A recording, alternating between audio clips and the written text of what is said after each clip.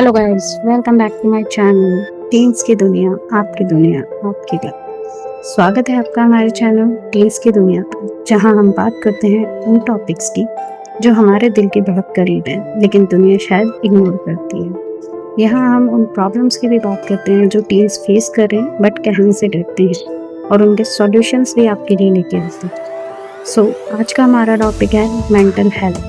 एक ऐसी प्रॉब्लम जो हर टीम फेस कर रहा है, लेकिन उसका सॉल्यूशन ढूंढना मुश्किल हो गया है। तो बिना टाइम वेस्ट करे शुरू करते हैं अपनी टॉपिक को, जो कि है मेंटल हेल्थ। क्या आपने कभी बिना वजह उदासी महसूस की है, या ऐसा लगा हो कि सबके बीच होके भी अकेले हैं? तो शायद आप भी उसी जर्नी पे हो जहाँ हजारों टीम्स जा रहे हैं। एंग्जाइटी, ओवर थिंकिंग, लोनलीनेस, ये सब कॉमन हो गया है। तो चलो बिना टाइम वेस्ट किए शुरू करते हैं एक ऐसी जर्नी जहां हम समझेंगे एंग्जाइटी, डिप्रेशन और लोनलीनेस के पीछे छुपी सच्चाई।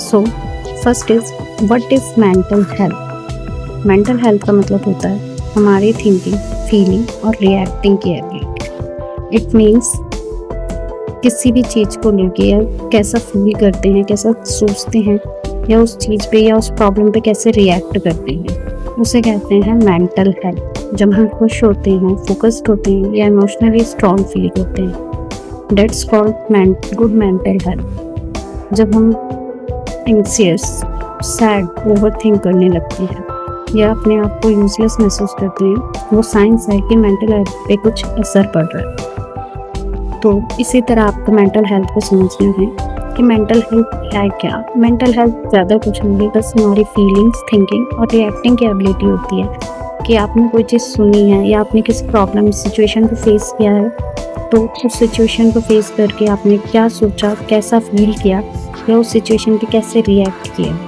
रिएक्टिंग और रिस्पॉन्डिंग में बहुत फ़र्क होता है। रिएक्टिंग होती है जैसे कि हमने किसी चीज़ को सुना या लिया, प्रॉब्लम्स को समझा नहीं, सोचा नहीं, जाना नहीं, और बस रिएक्ट कर दिया। जस्ट लाइक हमें किसी ने कुछ बोला, हमने तुरंत उसको रिप्लाई किया, that is reacting. But responding बहुत ज़रूरी है। रिस्पॉन्डिंग का मतलब होता है कि हमने उस प्रॉब्लम को पहले सुना, समझा, जाना, हर चीज़ से उसके सॉल्यूशन देके तब जाके हमने उस पर सही रिस्पॉन्ड किया, सही रिप्लाई उस पर किया, that is called responding.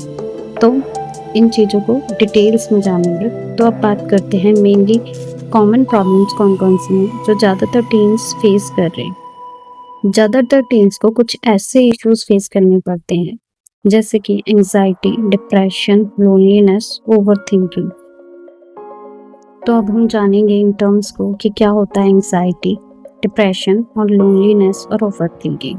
Anxiety मतलब होता है बार बार टेंशन लेना कि मुझसे ये चीज़ नहीं होगी, या ये चीज़ कैसे होगी, लोग क्या कहेंगे, फ्रेंड्स क्या कहेंगे। जब हम किसी भी एक चीज़ को बार बार टेंशन लेने लग जाते हैं कि कैसे और क्यों होगा, तो वो कहलाती है एंग्जाइटी। डिप्रेशन का मतलब होता है हर वक्त जब आप थका हुआ फील करते हो या आप बिना वजह उदास होने लगते हो, आपको नहीं पता कि क्या हो रहा है, क्या नहीं हो रहा है, बट आप फेस कर रहे हो उस चीज़ को, तो उसे कहते हैं डिप्रेशन।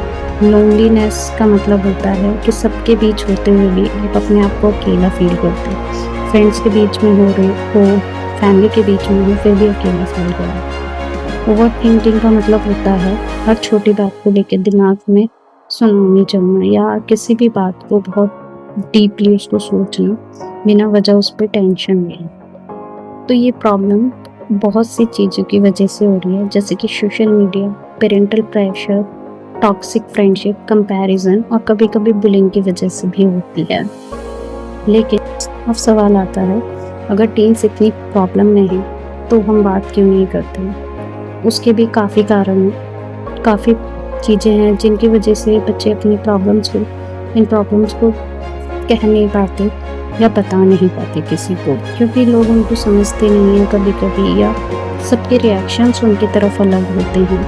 कभी लगता है कि लोग उन्हें जज करेंगे या समझेंगे नहीं, इसलिए वो चुप हो जाते हैं और अंदर ही अंदर चलते रहते हैं। लेकिन अगर प्रॉब्लम है तो ऑब्वियसली उसके सॉल्यूशंस भी होंगे। तो अब बात करते हैं उन सॉल्यूशंस की जो रियल में काम करते हैं।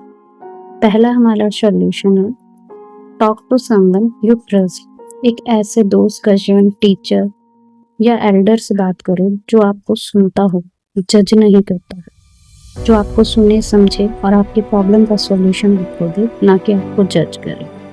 सेकंड चीज आती है जर्नलिंग स्टार्ट करो। जर्नलिंग का मतलब होता है कि अपने थॉट्स को लिखना। अगर आपके पास कोई बात करने को नहीं है, कोई आपकी बात को सुनने को नहीं, तो आप लिखना शुरू करें। आप एक डायरी बनाओ, उसमें अपनी बातों को लिखना शुरू करो। अगर डायरी में नहीं लिख सकते हो तो जब भी आप बहुत ज़्यादा एंग्जियस हो, आप बहुत ज़्यादा फ्रस्ट्रेटेड हो गए हो, इरिटेट हो, कुछ बात कहनी हो आपको, तो आप अपने एक पेज पे उन थॉट्स को लिख के अपने दिमाग को हल्का कर सकते हो और उस पेज को आप बाद में टीयर करके भी फेंक सकते हो या थ्रो कर सकते हो डस्टबिन में, जिससे आपको ये प्रॉब्लम भी ना हो कि कोई इसको पढ़ेगा या क्या सोचेगा। लेकिन ऐसा करने से आपका माइंड ज़रूर रिलैक्स करेगा और अपने आप उसका सॉल्यूशन आपको मिल जाएगा जब आप लिखना शुरू करेंगे तो। थर्ड चीज़ आती है मेडिटेशन एंड डीप ब्रीथिंग।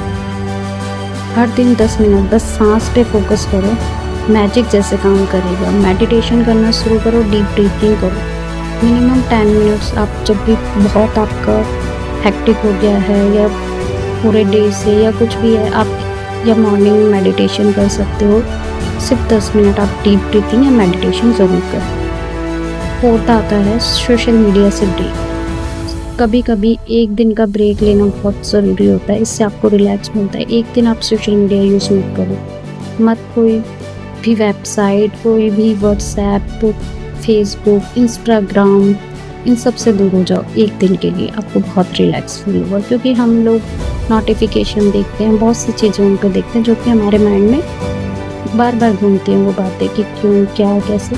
तो उस चीज़ से आपको ब्रेक लेना ज़रूरी है। फिफ्थ आता है अगर सिचुएशन सीरियस हो तो थेरेपिस्ट से बात करनी चाहिए। इसमें कोई शर्म की बात नहीं है, बट मेनली सिचुएशन को इतना सीरियस होने ही नहीं देना। हम बाकी सॉल्यूशंस पहले ही करके अपने आप को सेफ रख सकते हैं। तो दोस्तों, मेंटल हेल्थ कोई वीकनेस नहीं है, एक रियलिटी है। जितना जल्दी हम इसको समझेंगे उतनी जल्दी हम स्ट्रॉन्ग बनेंगे। अगर तुम्हें लगता है कि तुम या तुम्हारे दोस्त स्ट्रगल कर रहे हो तो छुपाना मत, बोलना शुरू। ये वीडियो किसी को एक को भी हेल्प करे तो हमारा मिशन सक्सेसफुल। ऐसे और